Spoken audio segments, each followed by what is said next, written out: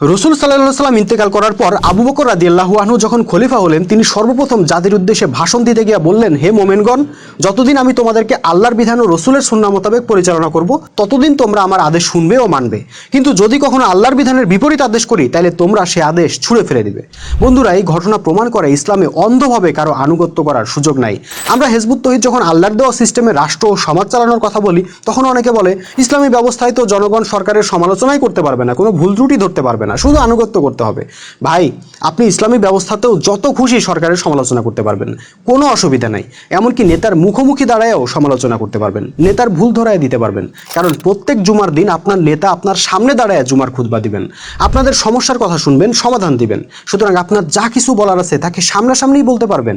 এর জন্য রাজপথে গিয়ে পুলিশের সাথে মারামারি করে প্রাণ হারাইতে হবে না। ইসলামের ইতিহাসে দেখেন না, খলিফার সামনে দাঁড়ায় সাধারণ মানুষ প্রশ্ন করছে, আপনি এত বড় জামা বানানোর কাপড় কই পেয়েছেন?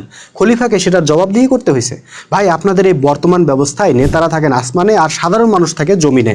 এই আসমান জমিন দূরত্ব পার হয়ে জনতার কথাগুলো নেতাদের কান পর্যন্ত পৌঁছায় না, তাই রাজপথে নেমে ভাঙচুর চালায় নেতার দৃষ্টি আকর্ষণ করতে হয়। কিন্তু ইসলামে আপনার নেতা আপনার দরজার সামনে থাকবেন, আপনার যা কিছু বলার তাকে সহজে বলতে পারবেন। সুতরাং আসেন, মানুষের তৈরি ভুল ব্যবস্থা পরিত্যাগ করে আল্লাহর দেওয়া বিধান প্রতিষ্ঠার সংগ্রামে ঐক্যবদ্ধ হই।